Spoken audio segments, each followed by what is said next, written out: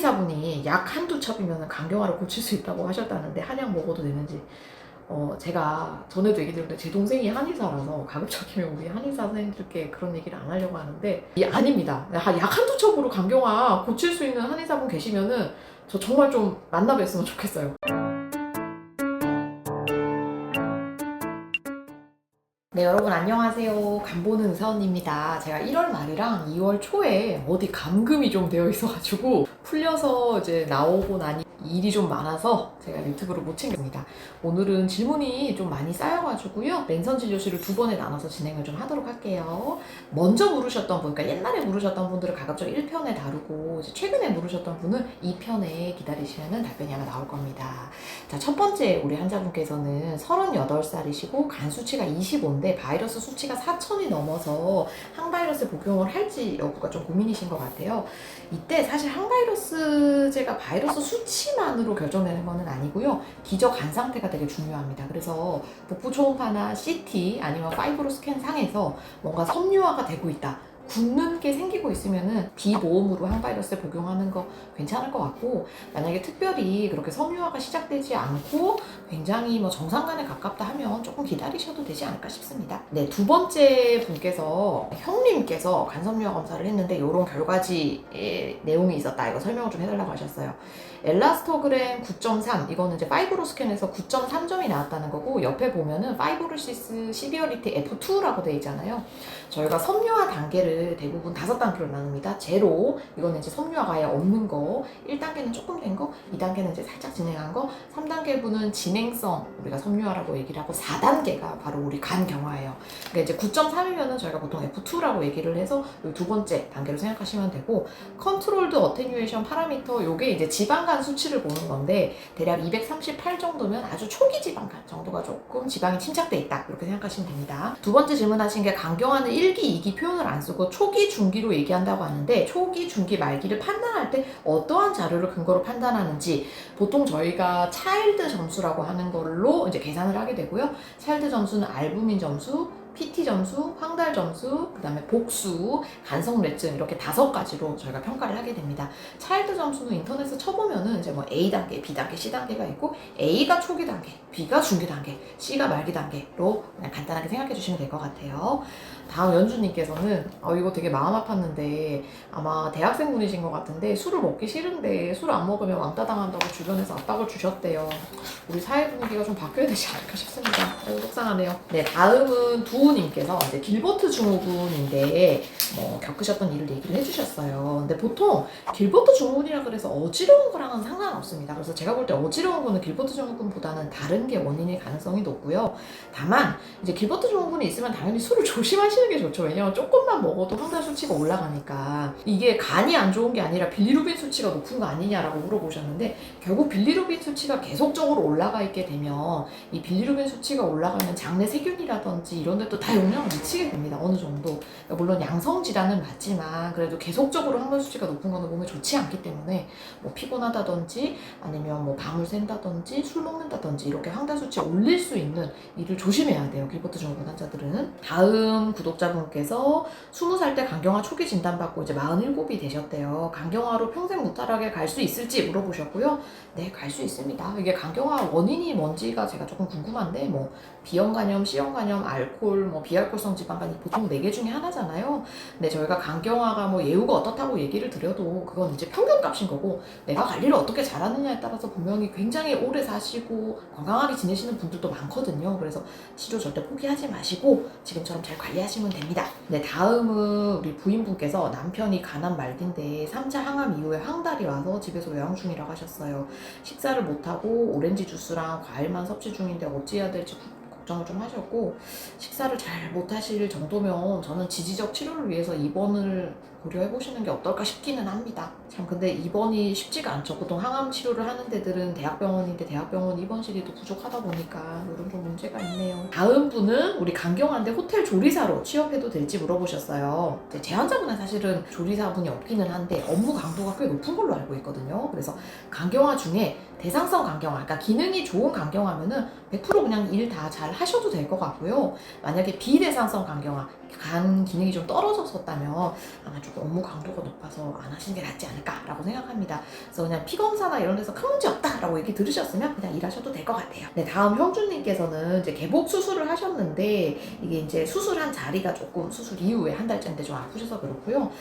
이게 수술 통증인지 아니면 전이 돼서 나타난 건지 걱정을 하셨고, 대부분은 한 달 만에 굉장히 이렇게 빨리 전이 되는 경우는 드뭅니다. 없다는 아닌데, 그래서 수술 통증일 가능성이 좀 높고, 일반적으로 환자분들 보면 뭐 짧게는 한 달, 뭐 길게는 3개월, 6개월까지도 수술하시는데 통증을 좀 호소를 하세요. 그래서 뭐 더 심해지거나 악화되는 거 아니면은 너무 걱정하지 마시고 조금 지켜보시는 거 어떨까 싶습니다.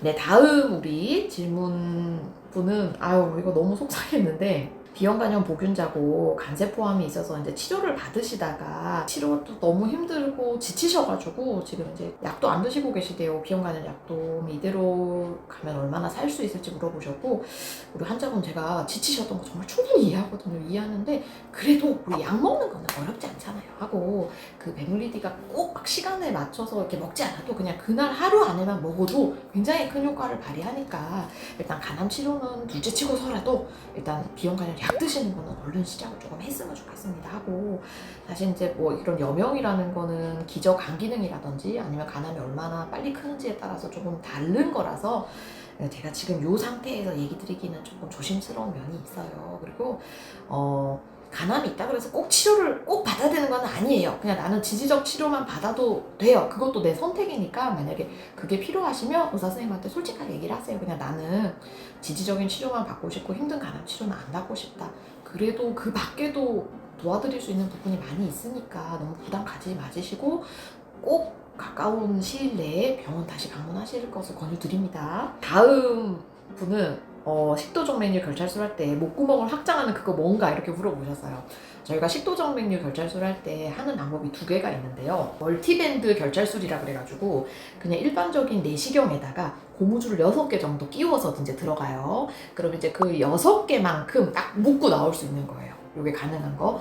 이제 그럴 때는 그냥 내시경만 들어가면 되는데, 근데 사실 멀티밴드 결찰술이 이렇게 풀리는 경우가 있습니다. 고무줄을 묶어놨는데 살이 퍽 튕겨나오고 이런 경우가 있어서 조금 제대로 묶어야 될 때, 조금 단단하게 묶어야 될 때는 저희가 오버튜브라 그래가지고요. 목을 이렇게 목구멍 넘어갈 때가 사실 내시경이 힘들잖아요. 그래서 거기를 열어놓도록 이런 플라스틱 관을 목구멍 넘어서까지 배치를 해놓고 굉장히 단단한 그런 고무줄 재질을 한 번에 하나씩 그 관을 통해서 들어가서 묶고 나오고, 다시 내시경 빼서 다시 장착하고 묶고 나오고, 이런 고전적인 방법이 있어요. 그래서 두 가지 방법이 있는데, 이제 시술하는 사람에 따라서 내지는 뭐 정맥류의 크기에 따라서 그냥 멀티밴드 결찰술을 할 때도 있고, 아까 얘기 드린 것처럼 오버튜브를 꼽아놓고 하나씩 이렇게 묶는 방법 두 가지가 있어요. 그래서 지금처럼 식도정맥류 결찰술이나 아니면 저희 뭐 식도 이물질, 위 이물질 제거할 때 이게 빼다가 이게 목구멍 다치면 안 되잖아요. 그래서 그럴 때 보통 거치하는 용도고요. 힘드시죠?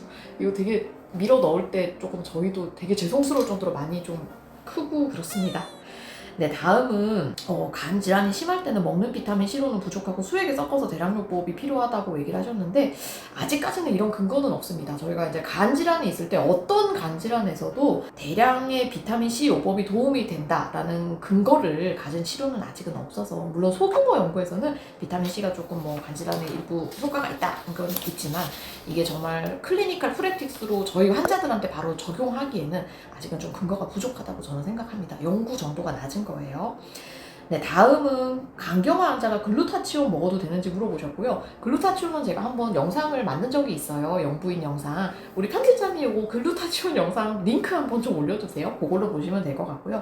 결론적으로는 큰 문제는 안 됩니다. 글루타치온이 역할도 적고 그리고 부작용도 크게 많지 않다라고 생각하시면 될 것 같아요. 다음 우리 구독자분께서는 그 간암 환자에 있어서 요양병원에서 비타민C 고용량 주사요법이나 고주파 온열 치료를 하는데 이게 도움이 되는지 물어보셨고요. 그냥 개인적인 의견을 얘기 드리냐면, 뭔가 어떤 치료를 제가 이제 추천을 드릴 때는 뭐 여러 가지 기준이 있겠습니다만, 일부 환자가 아니라 대부분의 간암 환자한테 도움이 되느냐, 그 다음에 두 번째로 안전한가, 그 다음에 들인 돈 대비 효과가 있는가, 이 세 개를 저는 보통 따지게 되거든요. 그런데 비타민C 고용량 주사요법, 고주파 온열 치료 모두 아주 위험한 치료는 아니에요. 막 해를 대는 거는 아닌데, 일단은 근거가, 논문 자료가 발표된 게 조금 부족하고, 그러니까 일부 환자한테 효과가 있었다는 거를 대부분의 간암 환자한테 효과 있다라기는 좀 어려워요. 두 번째는 제가 알기로는 굉장히 비싼 돈을 받고 환자들한테 이런 치료를 해주는 걸로 알고 있거든요. 그래서 저는 개인적으로는 권유드리고 싶지는 않습니다. 다음 우리 구독자 도구님께서 30대인데 클렙시엘라에 의한 간독량 환자였었대요. 이게 이제 배액술을 하고 나서부터 가끔 통증이 있는데 왜 그러냐. 어쨌든 뭔가 뚫어놨잖아요. 그래서 신경 손상 같은 게 미세하게 조금 있었을 수 있는데요. 대부분 한 몇 개월 정도 지나면 이런 거는 돌아오더라고요. 그래서 조금 지켜보시는 게 좋을 것 같고, 재발을 안 하려면 어떻게 해야 될까? 이게 참 어려워요. 제가 전에도 한번 간독량에 대해서 영상을 올린 적이 있는데 우리 편집자님 요것도 한번 그 링크를 올려주세요.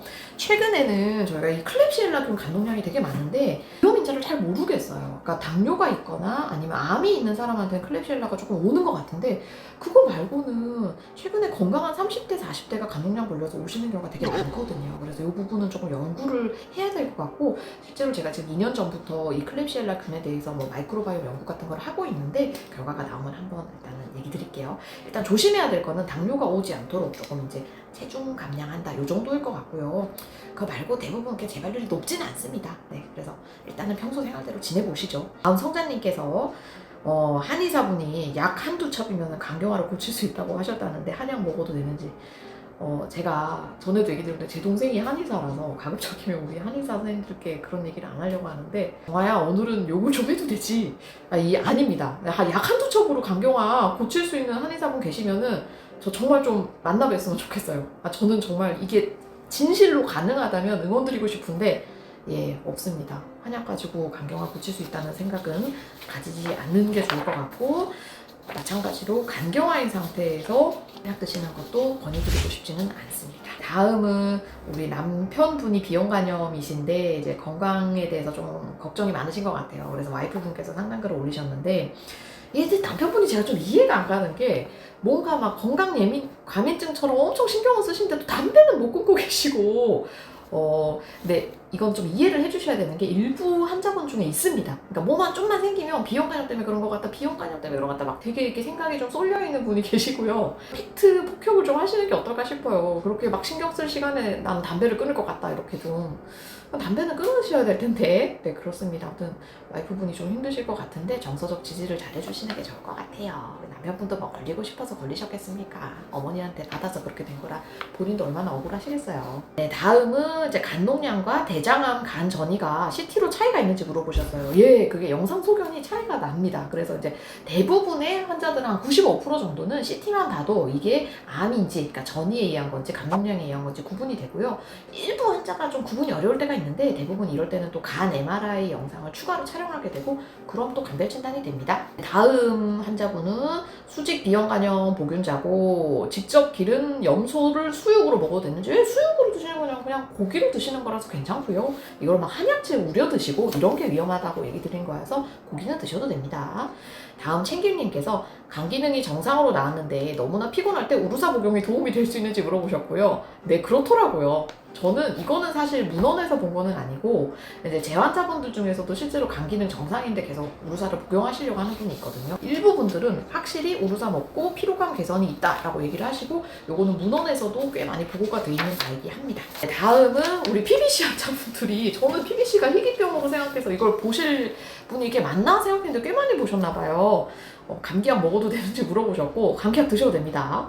다음 우리 성우님께서 PBC 2편 영상 빨리 만들어달라고 하셨고, 네, 제가 책임지고 지금 2월이죠. 2월 끝나기 전에는 PBC 2편 영상 만들어서 올리겠습니다. 다음 분은 AST, ALT가 9에서 40까지 정상인데 9 이하로 나오면 어떻게 되냐, 어디 이상이 있는 거냐 물어보셨고, 아니 이상은 아니에요. 그러니까 적게 나오는 거가 뭐 문제가 되지는 않습니다. 그래서 그냥 임상적 의미는 없다라고 생각하시면 되고요. 다음 우리 환자분은 공복으로 우리 체열을 하는데, 공복할 때 그러니까 우루사를 너무 오래 못 먹게 되지 않냐, 그럴 거면 간 수치에 좀 영향 주는 거 아닌가 물어보셨고요. 사실 뭐 우루사 한 번 안 먹은 거잖아요. 그 한 번 안 먹은 거가 간 수치에 그렇게까지 영향을 주지는 않아서 이 정도는 감안하고 그냥 체열하셔도 될 것 같습니다. 다음은 대학병원마다 왜 이렇게 그 정상 수치가 다르냐라고 물어보셨는데, 이건 어쩔 수 없는 게 이제 대학병원마다 들어와 있는 기계나 아니면 사용하고 있는 시약이 조금씩 달라요. 그래서 칼리브레이션이라고 얘기를 하는데, 병원마다의 정상 수치를 항상 이제 매년 체크를 하도록 되어 있습니다. 그래서 요거는 뭐 일반적으로 우리가 정상이 뭐 예를 들면 간 수치가 40 미만으로 알고 있는데, 뭐 어떤 병원에서는 38, 어떤 병원은 37, 어떤 병원은 43 이렇게 기계마다 세팅이 조금 다를 수 있어서 그냥 기계 회사가 다르고 시약이 다르구나 라는 정도로 생각을 해주세요.